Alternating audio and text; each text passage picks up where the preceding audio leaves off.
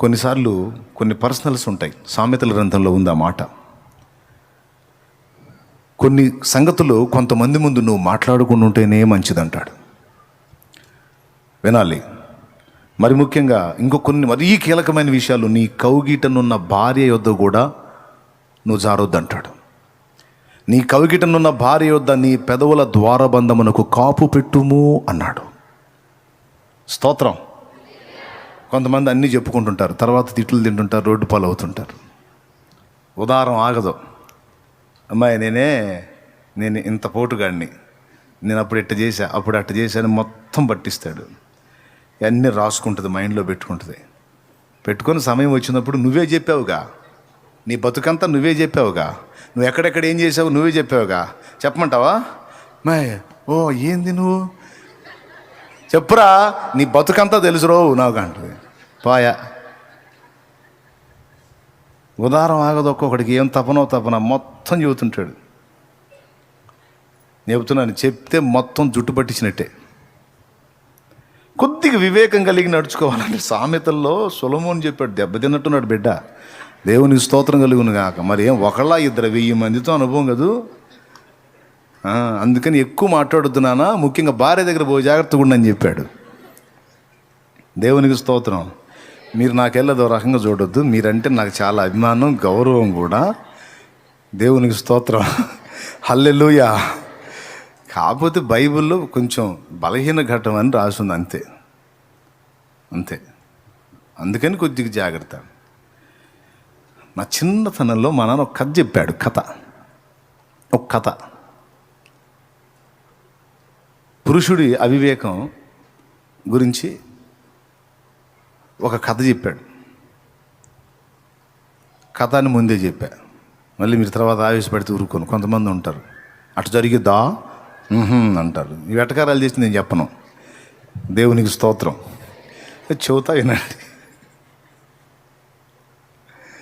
వివేకం, దాని యొక్క విలువ. ఓ రోజు ఓ మనుషుడు అడవిలో పశువులను మేపటానికి పోయాడంట. ఓ యవనస్తుడు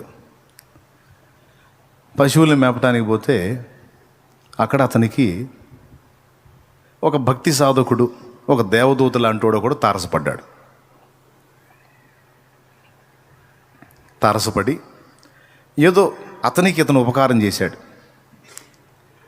ఆ ఉపకారానికి ప్రతిగా అతను నీకేదన్నా నేను ఉపకారం చేయాలి, నాకు ఫలానా విద్య తెలుసు, అది ఆ శక్తి నీకు వచ్చేటట్టు నిన్ను దీవిస్తాను అన్నాడు.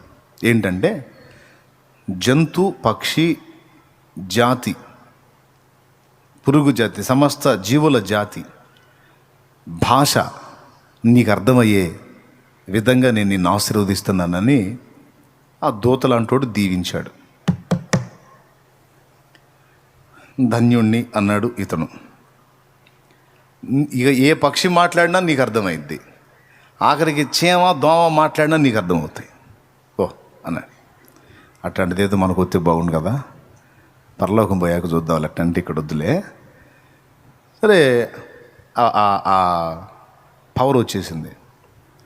అయితే ఒక మాట చెప్పాడు, ధన్యుణ్ణి అని వెళ్ళబోయేటప్పుడు చిన్న మాట అన్నాడు. ఏంటంటే, నేను ఈ పవర్ నీకు ఇచ్చినట్టు, నీకు వీటి భాష అర్థమవుతున్నట్టు నువ్వు ఎవ్వరికి చెప్పకూడదు.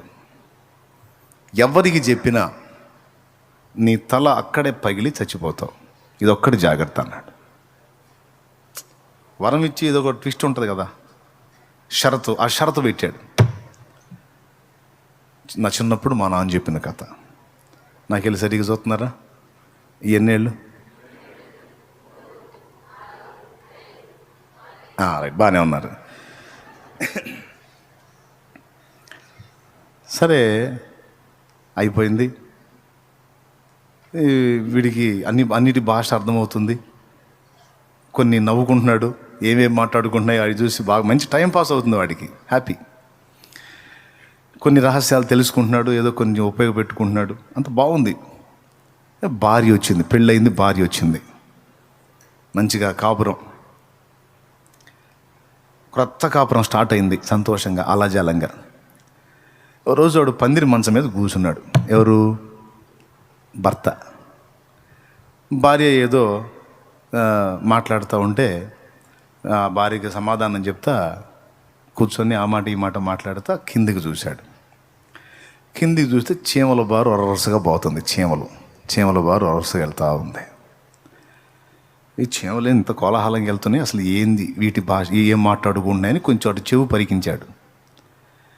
చెవి పెడితే అది చీమల పెళ్ళి హడావుడి. చీమలకి మ్యారేజ్ కార్యక్రమం జరుగుతుంది. ఆ పెళ్లి కార్యక్రమానికి చీమలన్నీ కలిసి వెళ్తున్నాయి అన్నమాట. ఆ పెళ్ళికి పోయే వాళ్ళ జనాలు కోలాహలం మాటలు ఉంటాయి, అక్కడ ఆ సంభాషణ జరుగుతుంది. ఈ సంభాషణలో చీమకి ఎన్ని కాళ్ళు ఉంటాయి? 4 కాళ్ళు ఉంటాయి అనుకోండి. ఒక చీమ 3 కాళ్ళే ఉంది దానికి. 4 కాళ్ళు ఉన్న చీమలన్నిటినీ 3 కాళ్ళ చీమ మహాహడావుడి చేస్తుంది. ఇదే బలహీనరాలుగా అడుగులు అడుగేసుకుంటూ నడుస్తా బాగా నడిచే వాటన్నిటిని ఎగతాళి చేస్తుంది, హడావుడి చేస్తుంది. టైం అవుతుంటే పారేంటి తొందరగా, ఏంటి నడకలేంటి, మీ వ్యవహారం ఏంటని ఇంతసేటు గొడవ చేస్తుందని ఈ నడక చూస్తే 3 కాళ్ళే ఉన్నాయి, 1 కాలు లేదు.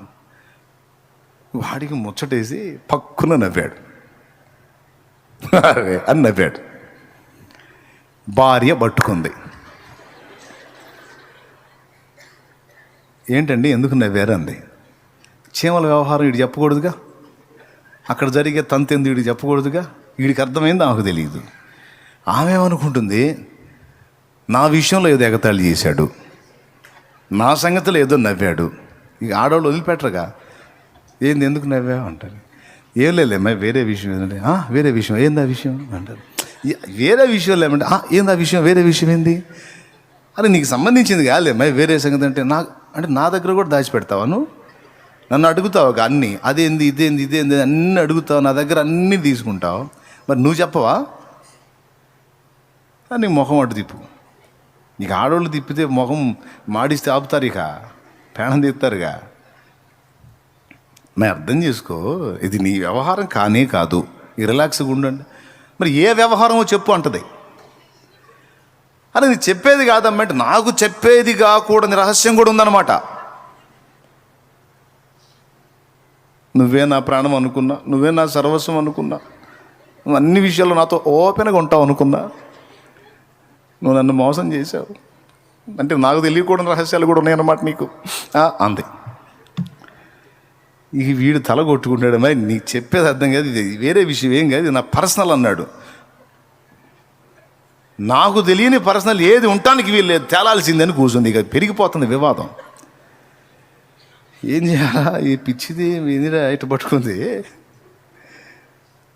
చివరికి అన్నాడు, అమ్మాయి నా ప్రాణం మీదకి వచ్చింది నేను చెప్పకూడదు అన్నాడు. వామ్మో, ప్రాణం మీదకి వచ్చేంత విషయమా, అట్టయితే తేలాల్సిందే అంది. ఇంకా గట్టిగా పట్టుకుంటాడు. పిచ్చిదన్నది చెబితే చస్తానే నేను అన్నాడు. వామ్మో అంత పెద్దదా, అట్లయితే తేలాల్సిందే ఇంకా గట్టిగా పట్టుకుంది. ఏం చేయాలి? సరే జాలి పడిద్దని, అమ్మాయి సరే ఇంత మొండిగా పట్టుబడుతున్నావు, చచ్చిపోతున్నా చెప్తే నేను అయినా చెప్పమంటున్నావు, చచ్చిన పర్వాలేదు చెప్పమంటున్నావు, మనస్ఫూర్తిగానే అంటున్నావు అంటే మనస్ఫూర్తిగానే అంటున్నావు చెప్పు. సరే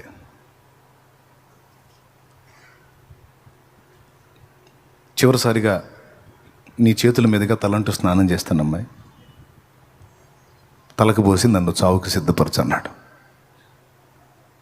ఏం పర్లా, కుంకుడికాయలు కొట్టింది, చక్కగా మొత్తం రెడీ చేసి పడేసింది, నీళ్లు వేడివేడి నీళ్ళు తోడి పెట్టింది. ఇక నాకు చెప్పు సావు అని. వాడు కూర్చున్నాడు, తలకు పోసింది, అంతా అయిపోయింది, వాడి వీపు రుద్దింది, చివరి సావుకి రెడీ చేస్తుంది. ఇక వాడిని కనీసం ఆ మాట అంటే నన్న హృదయం కదిలి నువ్వు సావద్దు పాడొద్దులే ఎందుకులే అంత అవసరం లేదని ఎక్కడ సర్దుకుంటుందేమని పాప వాడు ఆశపడి ఆ మాట చెబితే నువ్వు సస్తానంటే సావుకు రెడీ చేస్తా.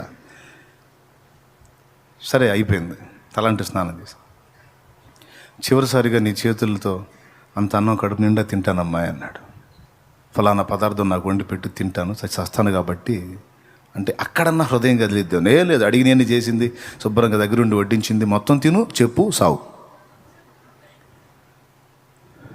బాధ కలుగుతుంది, ఏడుపు వస్తుంది వాడికి. ఇంత దారుణమా, ఇంత కాఠిన్యమా, ఇంత మొండితనమా? మీరు కాదు కానండి, కొంతమంది ఉంటారండి ఇట్టంటి వాళ్ళు, ఆడవాళ్ళు కొంతమంది ఉంటారు పాపం. వాడి దినం పిండం మొత్తం చేస్తారు వీళ్ళే. మీరు కాదు, మళ్ళీ నా మీద ఏమైనా అనుకునేరు మీరు. కొంతమంది ఉంటారు అట్ట మొండోళ్ళు, సాగు చేసిందాక వదిలిపెట్టరు. సరే, కొంపదీసి మీరు ఎవరైనా ఉన్నారు అట్టంటి వాళ్ళు? ఎవరు లేరు కదా? స్తోత్రం చెప్పండి ఒకసారి. ఏందమ్మా నాకు వెళ్ళి అనుమానంగా చూస్తున్నారు. ఎరా నువ్వు మమ్మల్ని తిడుతున్నావా, ఏం చేస్తున్నావు? నయమే, ఏంది అడ చూస్తున్నా? సరే, పాయింట్కి వద్దాం. ఏడో చాగాం, అదేదో మొత్తానికి చెబుతున్నావు. సరే, అన్నం తిన్నాడు. చచ్చిపోతానమ్మాయి, నీకు చింత లేదన్నాడు. ఏం లేదు నాకు, అది ఎందుకు నావేవో చెప్పు, సావు. నువ్వు నా భార్యవే, నీ భర్తనే, నేను పోతే నీ గతి ఏం పర్వాలా, అడుక్కోనైనా బతుకుతా, నువ్వు నాకు చెప్పాలా. సరే అమ్మాయి, కట్టెలు పేర్చు, ఇక మళ్ళీ నాకు వాళ్ళని వీళ్ళని పిలుచుకొని ఇబ్బంది లేకుండా. మరి నాకు నువ్వు, నీకు నేను ఇద్దరమే కదా. కట్టెలు పేర్చు, కట్టెల మీద బొబ్బుంటాను, నేను చెప్పగానే చచ్చిపోతాను, ఒక్కసారి ఇక నిప్పు పెట్టేయచ్చు నువ్వు అన్నాడు. నీట్గా పేర్చింది కట్టెలు. అక్కడన్నా ఆలోచించిద్దేమని ఇవన్నీ నేను చెప్తున్నాడు వీడు. ఏం పర్లా, నువ్వు సావటానికి నేను అన్ని విధాలా సిద్ధం చేస్తా అని కట్టెలన్నీ పేర్చింది. చివరికి కట్టెల మీద పండుకున్నాడు. కన్నీళ్ళు వచ్చేస్తున్నాయి, ఏడుస్తున్నాడు. ఏం కఠినం, కనికరం లేదు. చెప్పాలి, ఇంక చెప్పే, ఇంకేం నా కట్టెల మీద కూడా బొబ్బున్నావు, ఇంక చెప్పు. నేను చస్తానే అన్నాడు. ఏం పర్లా, చచ్చినా ఇబ్బంది ఏం లేదు, నాకేం ఇబ్బంది లేదు, చెప్పు. ఇక నోరు తెరవబోయేటప్పుడు 2 మేకలు కనపడ్డాయి అవతల పక్కగా. సమీపంలో ఒక బావి ఉంది. ఆ బావి దగ్గరికి 2 మేకలు పరిగెత్తుకుంటూ వస్తున్నాయి. ఒక మగ మేక, ఒక ఆడ మేక, భార్యాభర్తలు అయి 2, హస్బెండ్, వైఫ్ అండ్ హస్బెండ్. నేను పడలేకపోతున్నా, నా వల్ల కాదు, నేను బతకలేను, అమ్మో నేను తట్టుకోలేను, నాయనోయ్ దుర్మార్గుడు నువ్వని ఇద్దరు తిట్టుకుంటున్నారు. ఇదిగో నా మాటని, నేను చెప్పే మాటని ఇదిగో అర్థం చేసుకొని మేకపోతు అంటుంది, అంటే మగదంటుంది. ఆడదేమో నేను అసలు వినను, నా వల్ల కాదు, నీతో జీవితం నా వల్ల కాదు, చస్తే నా ప్రాణం ఫ్రీగా ఉంటుంది, నాకు ప్రశాంతంగా ఉంటుంది అని ఆవేశంగా ఆడమేక వస్తా ఉంటే మగ మేక ఇదిగో అర్థం చేసుకో, ఇదిగో నువ్వే దెబ్బతింటే అర్థం చేసుకో అన్నాడు. ఈ 2 వినపడతాయి వీడికి. గమనించాడు, ఏందిరా అని. అది వచ్చి నా వల్ల కాదని ఎగిరి దూకింది బావిలో. దూకితే ఈ మగదేం చేసిద్దని గమనించాడు. చెప్పింది ఎంత చెప్పినా అర్థం చేసుకోకుండా ఇంత మూర్ఖంగా చస్తే నేనేమన్నా బాధపడి నేను నీతో పాటు దూకుతాను అనుకున్నావే, మగదంటుంది. నువ్వు కాకపోతే నీ తాత ఇంకొకటి పా అని వెనక్కి తిరిగింది. వెనక్కి తిరిగి వెళ్ళిపోతా ఉంది. ఇదేమో నీడలో పడి చచ్చింది, అదే వెళ్ళిపోతుంది. ఇక వీడు చెప్పలా, లేచి ట్రా అన్నాడు. దగ్గరికి వచ్చింది, కొడితే గిర్రం తిరిగింది కాసేపు.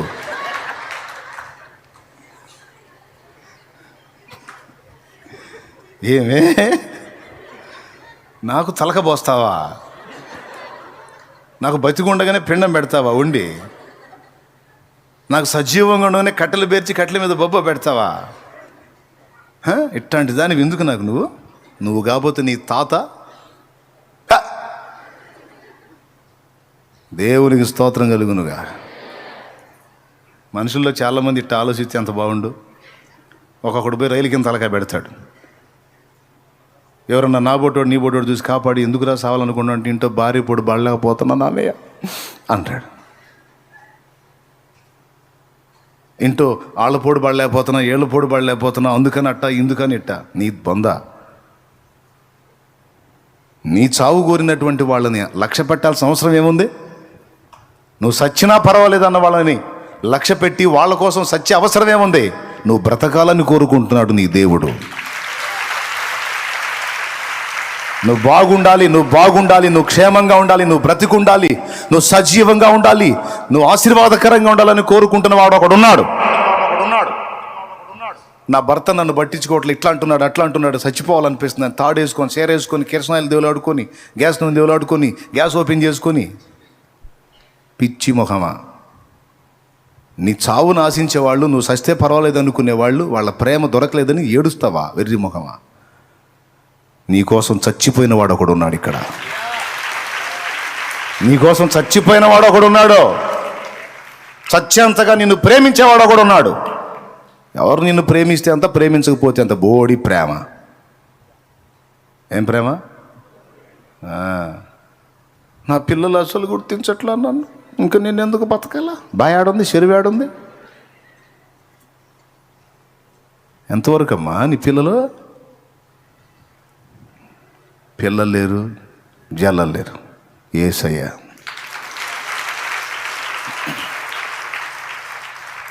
ఎవరో తల్లులు లేరు, పిల్లలు లేరు. నా వారు ఎవరున్నా నీ తోడు సరిరారు. నా వారు ఎవరున్నా నీ తోడు సరిరారు. చేసి ఉన్న పాసలను చిత్రముగా మరచేరు. చేసి ఉన్న పాసలను చిత్రముగా మరచేరు. ఈ లోక బంధాలన్నీ తెగిపోను ఒకనాడు. ఈ లోక బంధాలన్నీ తెగిపోను ఒకనాడు.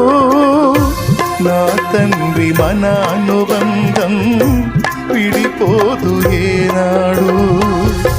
నా తండ్రి మన అనుబంధం విడిపోదు ఏనాడు. విడిపోదు ఏనాడు. యేసుని అనురాగం, మమకారం ఎవరైనా ఈ బ్రతుకులో దొరుకునా ఎందైనా ఈ జగతిలో. యేసుని అనురాగం నిజమైన మమకారం చూపున ఎవరైనా ఈ బ్రతుకులో దొరుకునా ఎందైనా ఈ జగతిలో. యేసుని దేవునికి మహిమ. ఏమంటారు? సత్తారా? నేనెవరో సావమందరని పోయి సత్తావా? ఏమనాలి? పోయి సత్తే నువ్వు చావు. నేనైతే చావను, బ్రతికి ఉండి నా దేవుని క్రియలను వివరించదను. నీ బోడి ప్రేమ ఎవడికి కావాలి? నీ గ్యాంబ్లింగ్ ప్రేమ, మాయ ప్రేమ ఎవడికి కావాలి? అంత యూజ్ అండ్ త్రో, వాడుకొని వదిలేసే ప్రేమ, పనికి వచ్చినంతవరకు చూపించే ప్రేమ, పనికి రాకపోతే మంచంలో పడితే కొళ్ళబొడిచే ప్రేమ ఎవడికి కావాలి? నీ బోడి ప్రేమ. నేను ఏ స్థితిలో ఉన్నా నన్ను వదలక హత్తుకునేది నా యేసు ప్రేమ. హల్లెలూయా. ప్రేమ, యేసుని ప్రేమ, ఇది ఎవ్వరు కొలువలేనిది. నిజము, దీనిని నమ్ము, ఇది అందించలేనిది. ప్రేమ, యేసుని ప్రేమ, ఇది కొలువలేనిది. నిజము, దీనిని నమ్ము, ఇది దేవునికి మహిమ.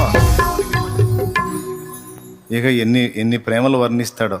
భార్య భర్తల ఆయనకి నేనంటే ఏమి లవ్వు. పెళ్ళైనాక పెడతాడు చెవులో పువ్వు. దేవునికి స్తోత్రం. అసలు ఎంత లవ్వో నేనంటే, కూర్చున్నా నేనే, లేచినా నేనే, ఏమైనా నేనే, నా కోసం ఏమైనా అయిపోతాడంట. పెళ్ళైనాక ఈ ముఖ 20 మందితో చూతాడు వాడు అదే మాట. ఎంత విశాల హృదయుడో. అందరి సంగతి కాదు, కొందరి సంగతి. మళ్ళీ పురుషులు తిట్టుకుంటారు నన్ను, ఊరుగా పరువు తెస్తున్నావు నువ్వు మన పరువు అని.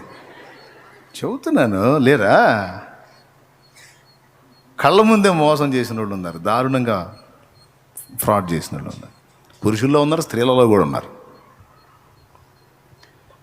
ఏదో ఫీలింగ్, ఆనందం, ఆత్మానందం, పరమానందం అని అనుకుంటారు కదా, ఆనందం. భార్యాభర్తల ప్రేమ వికసించిన ప్రేమ పుష్పము, వాటిపోయి రాలున త్వరలో మోడుగా మిగిలిపోవును.